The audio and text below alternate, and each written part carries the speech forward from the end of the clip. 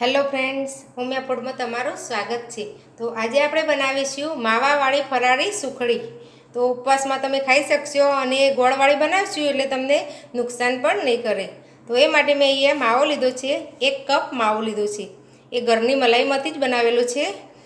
એની સામે 2 કપ ટોપરાનું ખમણ લીધું છે, 1 કપ સિંગદાણા લીધા છે અને અડધી વાટકી જેટલા તલ લીધા છે અને આપણે 1.5 કપ ગોળ લઈશું અને ઘી જરૂરિયાત પ્રમાણે આપણે લઈશું।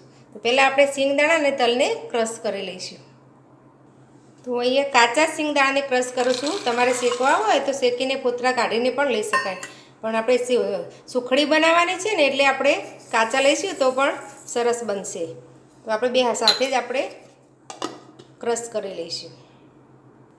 તો તલ અને સિંગદાણાને આ રીતે મેં ક્રશ કરી લીધા છે। આ રીતે થોડું દાણેદાર રહે એ રીતનું આપણે ટેક્સચર રાખવાનું છે। હવે આપણે માવાને શેકી લઈશું। તો કઢાઈમાં આપણે માવો એડ કરી અને માવાને શેકી લઈશું। તો સ્લો ગેસ રાખીશું અને સરસ એકદમ લચકા પડતો થાય એવું આપણે શેકવાનું છે। આ રીતે ચલાવતા જવાનું, નહીં તો તળિયા બેસી જશે। આ રીતે મોટા ટુકડા હોય આ રીતે ભાગી દેવાના એટલે ફટાફટ સરસ સોફ્ટ થઈ જશે। તો 1 જ મિનિટ થઈ ગઈ છે અને સરસ આ રીતે થઈ જશે। આપણે ફ્રીજમાં મૂકેલો હોય એટલે થોડો કઠણ જેવો થઈ જાય, પણ આ રીતે ગેસ પર 1 મિનિટ ચલાવી છે એમાં સરસ આ રીતે લચકા પડતો થઈ ગયો છે। આપણે એને વધારે શેકવાનું નથી, અડધી મિનિટ આ રીતે ચલાવી લઈશું। તો અડધી મિનિટ જેવું થઈ ગયું છે। હવે આપણે સિંગદાણાને ભૂકો કરેલો તલનો 2 અંદર એડ કરી દઈશું અને સાથે ટોપરાનું છીણ પણ એડ કરી દઈશું। હવે 1 મિનિટ આ બધું આપણે શેકી લઈશું, વધારે શેકવાનું નથી। 1 મિનિટ શેકશું એટલે સરસ બધું શેકાઈ જશે। તો આ રીતે સતત ચલાવતા રહીએ અને 1 મિનિટ શેકીશું એટલે સરસ મિક્સ પણ થઈ જશે। એટલે આપણે ગોળનો પાયો કરીએ એટલે એમાં બધું એક સરખું મિક્સ થાય। તો આ રીતે આપણે શેકી લઈશું। તો 1 મિનિટ જેવું થઈ ગયું છે અને સરસ સુગંધ આવવા લાગી છે। આપણે ટોપરાનું છીણ ને સિંગદાણા છે શેકાય એટલે સરસ સુગંધ આવવા લાગી છે। હવે આપણે ગેસ બંધ કરી દઈશું અને આને બાજુમાં રાખીને બીજી કઢાઈમાં આપણે પાયો કરીશું। તો એક કઢાઈમાં મેં 1.5 કપ જેટલો ગોળ લઈ લીધો છે। હવે આપણે ઘી વધારે એડ કરવા નથી, 2 થી 3 ચમચી જેટલું ખાલી ગોળ પીગળે એટલું જ આપણે ઘી એડ કરવાનું છે, કારણ કે સિંગદાણામાંથી તેલ છૂટું પડશે, માવામાં પણ ઘી હોય છે એટલે આપણે થોડું જ ઘી એડ કરવાનું, નહીંતર બધું ઘી બહાર આવી જશે આપણી સુખડીમાંથી। હવે આ રીતે ચલાવતા થઈને આપણે ગોળ પીગળવાનું છે।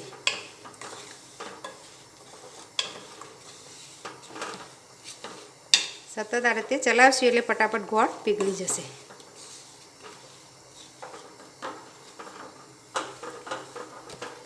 તો ગોળ પીગળવા લાગે છે, હજી આપણે થોડો પાયા જેવું થવા દેવાનું છે, તો જ પીસીસ પડશે, નહીંતર છૂટું થઈ જશે। આ રીતે ચલાવતા જવાનું। હવે થોડું પીગળે એટલે આપણે બીજું 1 ચમચી જેટલું ઘી એડ કરી દેવાનું, વધારે નથી એડ કરવાનું। 1 ચમચી 2 ચમચી મોટી પહેલાં એડ કરેલું અને 1 ચમચી આપણે અત્યારે એડ કરીશું। અત્યારે એડ કરશું એટલે આ રીતે સરસ છૂટું છૂટું થવા લાગશે, ગોળ નીચે ચીપકશે નહીં। હવે ગોળનો આપણે પાયો થોડો કરવાનો છે, વધારે કડક નથી કરવાનો, પણ થોડો વ્હાઈટ થવા લાગે ત્યાં સુધી આપણે થવા દઈશું। ગેસ મીડિયમ જ રાખીશું। તો આ રીતે વ્હાઈટ બબલ્સ આવવા લાગ્યા છે એટલે આપણે આ રીતે સતત ચલાવીશું એટલે વ્હાઈટ આ રીતના બબલ્સ આવે ત્યાં સુધી આપણે પાયો થવા દેવાનો છે। તો જોઈ શકો છો સરસ વ્હાઈટ બબલ્સ આવી ગયા। એકદમ ગેસ સ્લો કરી અને આપણે આ જે બેટર બનાવેલું મિક્સર એ બધું એડ કરી દઈશું। આપણે આ રીતે સતત ચલાવીશું,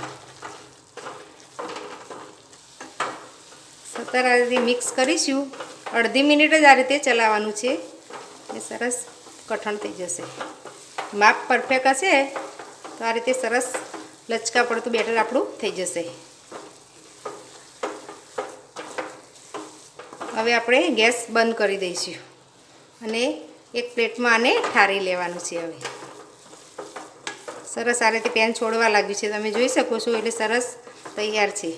હવે એક પ્લેટ લઈશું, એમાં આપણે ઠારી લઈશું. મેં થાળીને ગ્રીસ કરીને રાખી છે. આમાં આપણે બેટર આપણું જે મિશ્રણ છે એ લઈ લઈશું. તો આ રીતે હવે ફેલાવી લઈશું.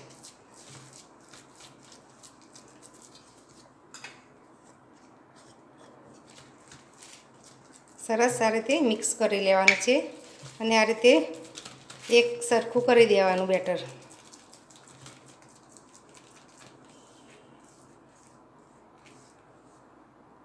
તો ઉપરથી સરસ પ્લેન કરી દીધું છે. હવે આ રીતે આપણે ઉપરથી ટોપરાનું છીણ એડ કરીશું. તમે કાજુ બદામની કતરણ એડ કરવી હોય તો એ પણ એડ કરી શકો. પછી આ રીતે સ્પેચ્યુલા ફેરવી દઈશું. હવે આને એકદમ ઠંડુ થવા દેવાનું.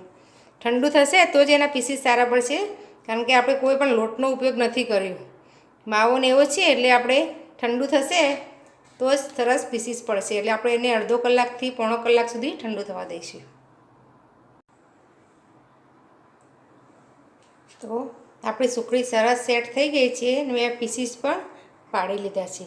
તો તમે જોઈ શકો છો સરસ જ આપણી સુખડી સેટ થાય છે અને એકદમ પોચી એવી આપણી સુખડી તૈયાર થાય છે. તો જો તમને આ મારી રેસીપી ગમી હોય તો મારા વિડીયોને લાઈક, શેર અને મારી ચેનલને સબસ્ક્રાઈબ જરૂર કરજો. ફરી મળીશું આવા નવા વિડીયો સાથે. ધન્યવાદ.